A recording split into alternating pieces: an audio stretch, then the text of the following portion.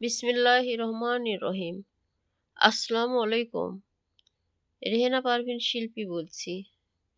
সোয়েটারের কাজ চলছে। এই এই যে এটা পেছনের অংশ, এটা সামনের অংশ। এই সামনের অংশ এই যে বুকের এখানে হলুদ সুতো দিয়েছি।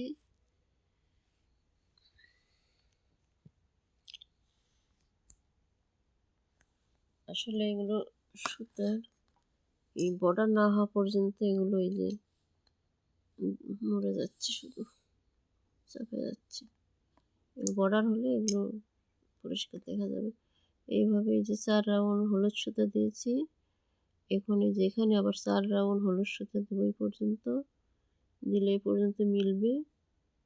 মিললে এখানে আবার বগল ছাড়তে হবে। বগল ছাড়া 2 রাউন্ড বা 2 কাটা বা 4 কাটা করার পরে এখানে সামনের গলা হবে শুরু। এখান থেকে সামনের গলা শুরু হবে। আর ওটা তো পিছনের গলা, এটা পিছনের গলা। আর এই যে এটা হলো সামনের অংশ, এটা সামনের অংশ, আর এটা পিছনের অংশ। এই পাশ দিয়ে এই যে এখানে যেরকম বর্ডার আছে পরে আছে, সুন্দর লাগতেছে।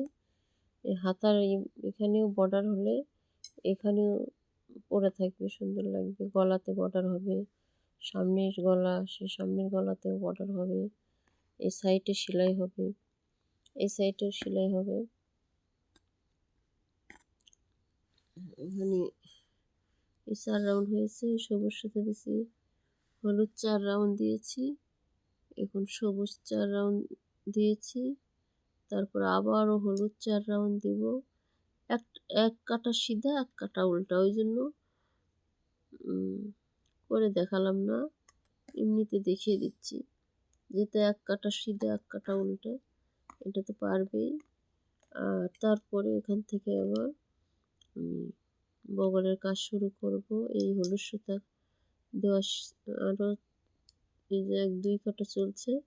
এখানে 4 কাটা হওয়ার পরে, এখানে 4 কাটা হওয়ার পরে আবার বগলের কাজ শুরু হবে।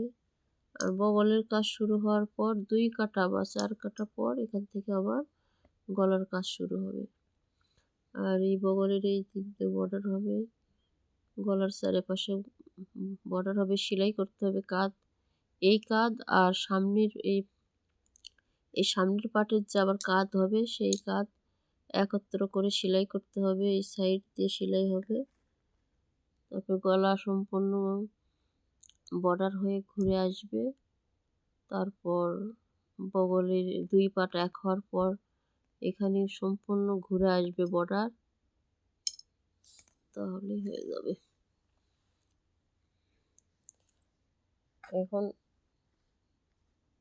পরিষ্কার করলে এগুলো লম্বা হয়, বেশি হয়, বড় হয়ে যাবে।